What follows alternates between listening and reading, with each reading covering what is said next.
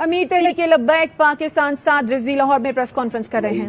انشاءاللہ تحریک لبیک پاکستان کراچی تا اسلام آباد پاکستان بچاؤ مارچ کرنے جا رہی ہے. اس کی تیاریوں کے سلسلے میں اور حالیہ ملک کے اندر پچھلے کچھ ہفتوں قبل ایک گستاخیوں کی لہر دوڑی، جس میں کچھ خواتین و مرد حضرات نے نبوت کا دعویٰ کیا، اور اس کے بعد ایک طویل سلسلہ چلا جو رکنے اور تھمنے کا نام نہیں لے رہا تھا. الحمدللہ وہ اس کے اوپر تحریک لبیک نے عملی کام کیا اور ان لوگوں کو پابند سلاسل کروایا اور ان کے اوپر FIRs کروائی. اور ملک کے اندر جو اس وقت مہنگائی، پیٹرولیم کی مصنوعات کی قیمتوں میں مسلسل اضافہ، گیس کے بلوں میں اور میٹرز کے اندر جو اضافی چارج اور بجلی کے یونٹس کی جو مہنگے ترین قوم کو دینے پر اور قوم کو مہنگائی کے چکی کے پاٹوں میں پسنے پر، اس کے اوپر تحریک لبیک نے اپنا احتجاج پہلے بھی ریکارڈ کروایا شٹر ڈاؤن کی صورت میں، پھر احتجاج پریس کلبز کے باہر احتجاج کی صورت میں. اب اس کو عملی جامہ پہنانے کے لیے تحریک لبیک نے پہلے 11 فروری کی کال دی، لیکن وہ ساتھیوں کے مشورے کے ساتھ کہ اس وقت جو حکومت میں موجود لوگ ہیں وہ پنجاب کے اندر نگران حکومت ہے، اور اس کی بجائے ہم کراچی سے شروع کریں جو لوگ مرکزی حکومت میں موجود ہیں، تاکہ ان کے کان پر بھی کوئی آواز خلق پہنچے اور ان کو بھی قوم کی دردوں کا کوئی احساس ہو. اس کے بعد ملک میں حالیہ سیاسی افراتفری اور ملک کے اندر جو بھی اس وقت ایک اژدہام آیا ہوا ہے، اس کے بارے میں ہمارا ایک مکمل ذاتی موقف ہے، نظریاتی موقف ہے کہ ہم سیاسی و ذاتی وکٹمائزیشن کے خلاف ہیں. وہ اگرچہ رانا ثناء اللہ کے خلاف ہو جناب کیس کے اندر، منشیات کے کیس کے اندر، اور اگر شہریار افریدی اور اس کی اہلیہ کے خلاف ہو. اسی طرح پورے ملک کے اندر خواتین کے ساتھ جو سلوک کیا گیا ہم اس کے سخت مخالف ہیں. لیکن جو PTI کی قیادت نے اور PTI کے رہنماؤں نے اس ملک کے ساتھ کیا، اس ملک کی تنصیبات کے ساتھ کیا، چیزوں کے ساتھ کیا، روڈوں کے ساتھ کیا، ہم اس سے زیادہ مخالف ہیں. اور پاکستان کے اندر گرفتاریاں ہوئیں، احتجاج بھی ہوئی، لیکن پاکستان کی بنیادی چیزوں کے خلاف کھڑے ہونا، اس کو ہم سمجھتے ہیں کہ پاکستان کو جغرافیائی پہلے سارا کچھ تھا اور سرحدی ہمیں خطرات تھے، لیکن آج بین الاقوامی سازشوں نے پاکستان کو اس حد تک پہنچا دیا ہے کہ اب پاکستان اندرونی سازشوں کا بھی شکار ہے. اور اس کے خلاف بھی تحریک لبیک پاکستان اپنا ایک بنیادی اور نظریاتی موقف یہ رکھتی ہے کہ ہم کسی بھی ایسی چیز کو جو پاکستان کو اندرونی طور پر کمزور کرنے کی کوشش کرے گی، اس کے خلاف تحریک لبیک پاکستان ہمیشہ میدان عمل میں کھڑی رہے گی. وہ اگرچہ سیاسی بات ہو، وہ اگرچہ نظریاتی بات ہو، یا پاکستان کی اساس کے خلاف یا اس کے کسی بھی چیز کے خلاف ہوگی، تحریک لبیک پاکستان اس کے خلاف عملاً بھی کھڑی رہے گی. اور اس کے بعد PTI کے کارکنان اور ذمہ داران کو ملک کے ساتھ جو 76 سال سے کیا گیا ہے، قوم ایک مسیحا کے انتظار میں ہے. اگرچہ عمران خان نے اس کو اپنے طور پر مسیحائی کرنے کی کوشش کی، نواز شریف نے کوشش کی، پرویز مشرف آیا اس نے ایمرجنسی کے تھرو کوشش کی، ضیاء الحق آیا اس نے مارشل لا کے ذریعے کوشش کی، بھٹو صاحب آئے انہوں نے جناب ایک اپنا نظریہ روٹی کپڑا مکان کے ذریعے کوشش کی قوم کی مسیحائی. قوم تو ہر ایک کو مسیحا سمجھ کر اس کے پیچھے لگنے کے لیے تیار ہے، اور قوم نے ان کا ساتھ بھی دیا. آج عمران خان نے آواز اٹھایا کہ میں ان چوروں کے خلاف ہوں، اٹھائی اور ان چوروں کے خلاف ہوں، تو عمران خان کے خلاف ساتھ بھی قوم کھڑی ہو گئی.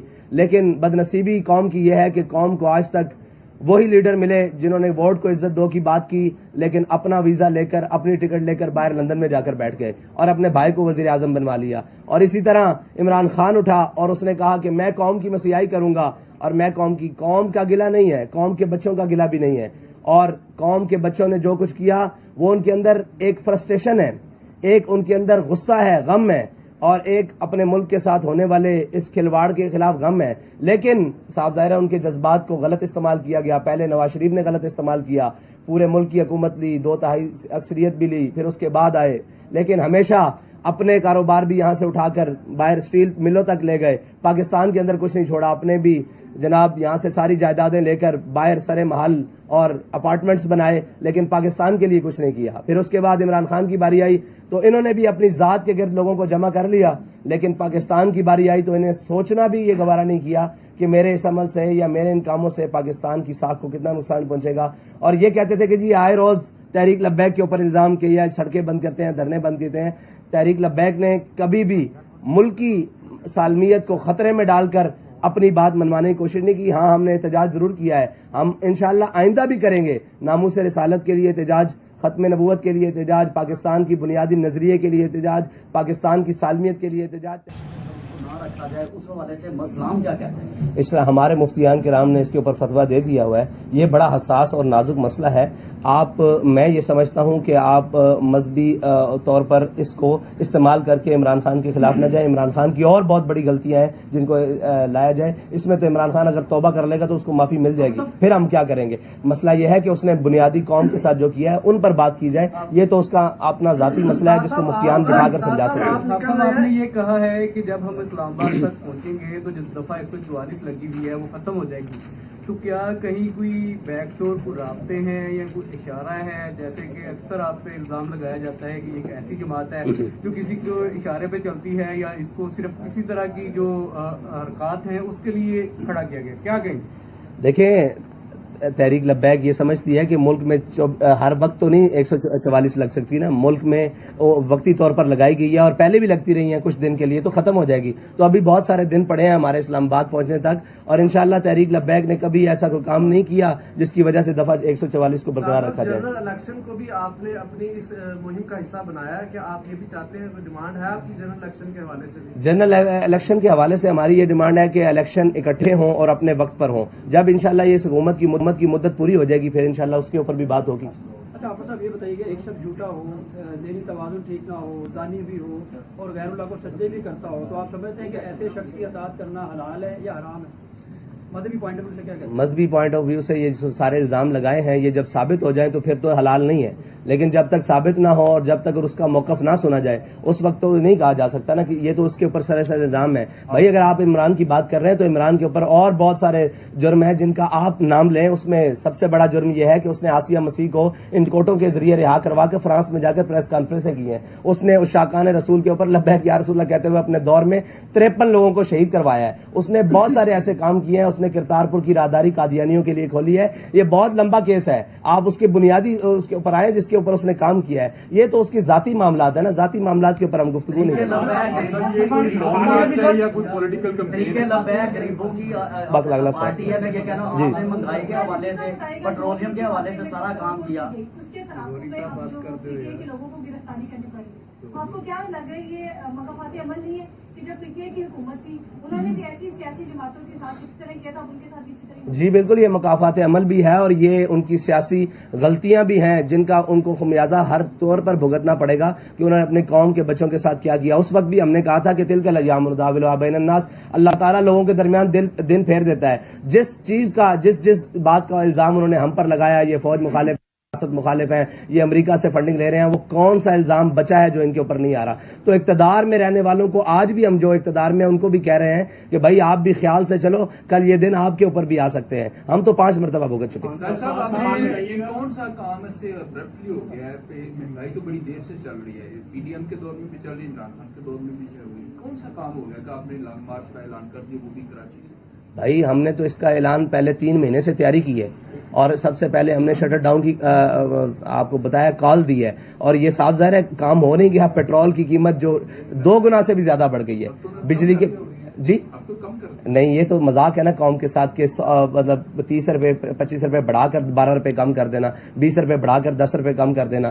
12 فروری کو جب ہم نے اعلان کیا تھا اس وقت پیٹرول کی قیمت 249 روپے تھی، آج 270 روپے ہے. آپ یہ دیکھیں یہ قوم کے ساتھ مذاق ہے. اور اسی طرح ڈیزل کی قیمت اس وقت آج سے 10 یا 15 روپے کم تھی جو انہوں نے بیک وقت 30 روپے کم کیا ہے. تو یہ تو قوم کے ساتھ مذاق ہے کہ کوئی احتجاج کے لیے نکلے تو آپ فوراً 10 روپے 5 روپے کم کر دیں اور جب کوئی نہ بولے تو آپ 15-20 روپے بڑھا دیں. اچھا حافظ صاحب یہ بتائیے گا قوم کی بیٹیوں کو تو سڑکوں پر لایا جا رہا ہے جبکہ خود اپنی جو بیوی ہے ان کو 7 پردوں میں عدالت میں لایا جا رہا ہے. یہ تو قوم کو سوچنا چاہیے نا، یہ قوم کو سوچنا چاہیے کہ ان کی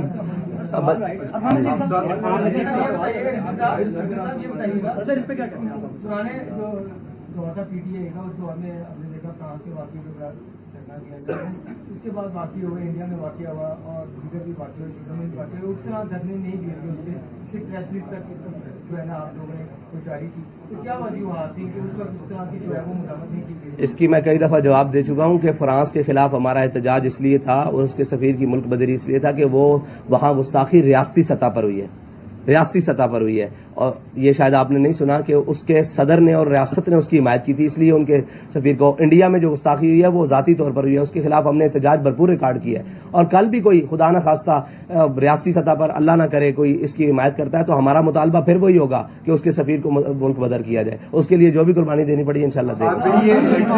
इलेक्शन ईयर है, ये महंगाई के खिलाफ कोई रैली है या ये आप बाकायदा तौर पर इलेक्शन की कैंपेन का आगाज कर रहे हैं? अभी तो महंगाई के खिलाफ है, जब इलेक्शन के लिए आएंगे तो इंशाल्लाह हम बता देंगे।